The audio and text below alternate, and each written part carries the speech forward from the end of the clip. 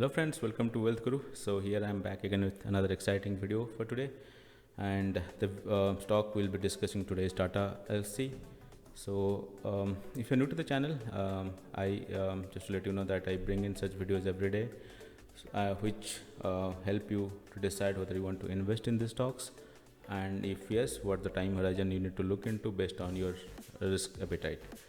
Alright, so if you're new to the channel, do not forget to subscribe it so that you get similar content every time I post it.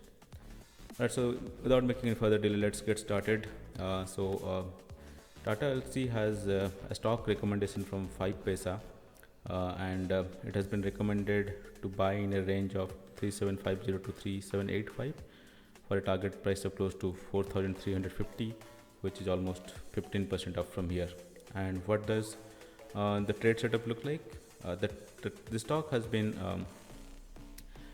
having a trend line connecting the high of May 4th and June 1st, as you can see here, and it is trying to break that with above average volume, and it's bounced from its 21-day moving average. So that is a technical indicator, which basically means that it can move up from here, and the improved momentum in RSI and ADX also suggests that. So that's pretty much the suggestion of almost 15% upside from here on Tata LC. But we'll not just go by what these companies say, but we will also do a fundamental analysis to find out how it looks like. So let me take you over to the ICICI Direct portal and explain what the fundamental looks like for this stock, and is it worth investing in this stock. Alright, so here we are at the Tata LC stock in ICICI Direct. So as you can see, the stock has almost gained by 357% from its 52-week low that is suggested here. But if you do overview, it was almost 884 levels in June last year, and now it has almost reached 3800. That's almost 4 times in 1 year, which is really awesome. And if you look at the market cap, is 23,000 crores now. Trailing 12 month P is 64, which makes it a lot costlier stock.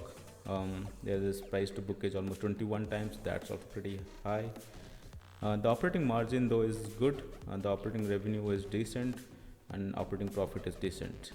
But considering the valuation of 64 times the earnings is really a matter of concern at this point of time. But let's do a SWOT analysis, which is strength, weakness, opportunity, and threat, to find out the more details of this company. So going into the strengths, the company with high trailing 12 months of EPS growth. There's growth in the net profit with increasing profit margin quarter on quarter. That's the good news. There's growth in quarterly net profit with increasing profit margin year on year. There is no debt at the company. That's really a good thing. There's increasing revenue every quarter for the past 3 quarters. There's increasing profit every quarter for the past 3 quarters. There's strong cash generating ability from core business. The company is able to generate net cash, improving net cash flow for last 2 years. The book value per share is improving for last 2 years also. So all these are positives. Going into the weaknesses, the company with growing costs year on year for long term projects. There is inefficient use of shareholding funds. The ROE is declining in the last 2 years. Going into the opportunity, there is positive breakout first resistance, and there is highest recovery from 52-week low. The RSI indicating price strength as well. In terms of threats, the stock is having high P, which is almost 40 and greater than 40. As I said, it's almost 64 or so.